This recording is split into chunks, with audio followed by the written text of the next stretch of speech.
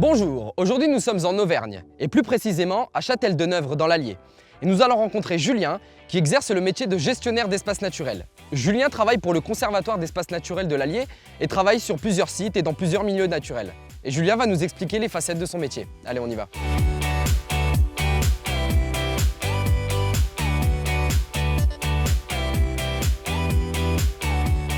Bonjour Julien. Bonjour Mohamed. Je viens pour le reportage, comme convenu. Je suis ravi de te présenter mon métier. On va aller faire un petit suivi scientifique sur la mare qui est juste là derrière. D'accord.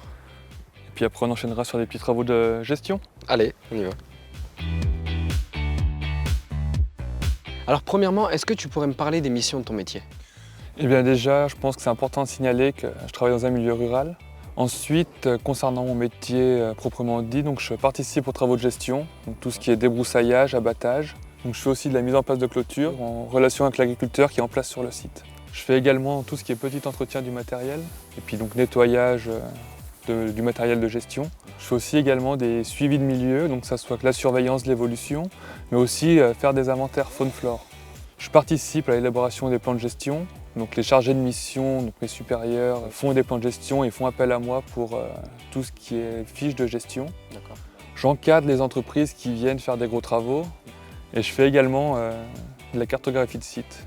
Donc essentiellement les travaux réalisés, mais aussi de la petite cartographie simple concernant l'évolution d'un site.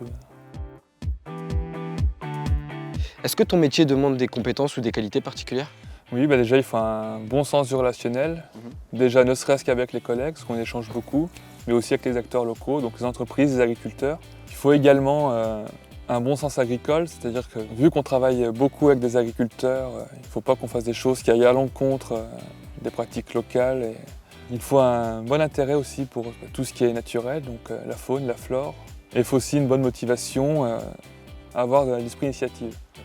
Parce qu'on a la théorie des cartes données par les chargés de mission, mais on a aussi la réalité du terrain. Et les chargés de mission ne sont pas toujours avec nous, donc c'est à nous d'avoir l'initiative d'adapter les travaux au milieu. Maintenant, est-ce que tu peux me parler un peu plus de tes conditions de travail? Déjà, je pense que c'est important de préciser que ça dépend beaucoup des secteurs. Donc ça dépend si on est en conservatoire littoral, en montagne, en plaine. Je sors au moins 3 jours par semaine faire des travaux manuels et physiques, donc en chantier ou en visite de terrain, en suivi scientifique. Et toi personnellement, qu'est-ce qui te plaît dans ce métier? Le fait que je ne rentre pas dans une routine.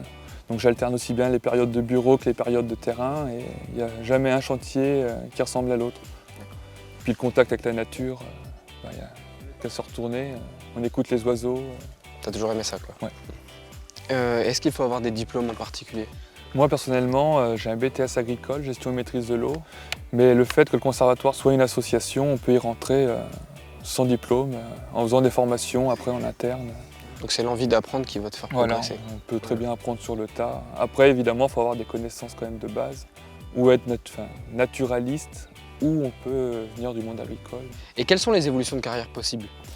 Eh bien, me concernant directement, on peut devenir technicien de gestion, après responsable de travaux, on peut devenir chef de service, on peut également postuler à être un jour directeur. Après, suivant les contextes, on peut devenir technicien spécifique, donc en montagne, en littoral. On peut postuler à être éco-garde, garde-vert. On peut même éventuellement être garde-pêche ou garde-chasse. Ou même garde de réserve naturelle, régionale ou nationale. Ça dépend vraiment de la structure et de la motivation. Bon voilà, j'ai terminé ma journée de travail. Alors ce que j'ai retenu tout d'abord sur ce métier, c'est que ça demande un gros investissement physique, c'est un travail très manuel, parce que voilà, on est amené à travailler à l'extérieur, au contact de la nature, on est au plus près de la faune et de la flore. Je dirais aussi que c'est un métier qui demande un gros sens du travail d'équipe. Il faut savoir communiquer, il faut qu'il y ait une bonne cohésion dans le groupe pour que les tâches soient effectuées au mieux. Et je pense aussi que ça doit être assez valorisant quand même de travailler pour des actions comme ça qui vont permettre de préserver la nature et voilà, de garder la beauté de la région. Mais comment fait-on pour devenir gestionnaire d'espaces naturels? On peut devenir gestionnaire d'espaces naturels au sein d'une association sans diplôme préalable, si tant est qu'on ait des connaissances naturalistes et le goût du travail dans la nature. Cependant, il est nécessaire de prévoir son avenir professionnel en préparant un diplôme de niveau CAP, Bac Pro ou BTS. Ils permettent en effet d'évoluer vers les métiers de la fonction publique territoriale par voie de concours ou vers les métiers de conseiller technique en environnement. Bon bah Julien, merci beaucoup pour cette journée. Mais de rien, c'était un plaisir. Bah pareil, franchement, bon, je suis super épuisé, mais encore merci pour l'accueil. Mais de rien, ça viendra avec le temps, le physique. Yes, ça marche. Bonne continuation. À la prochaine.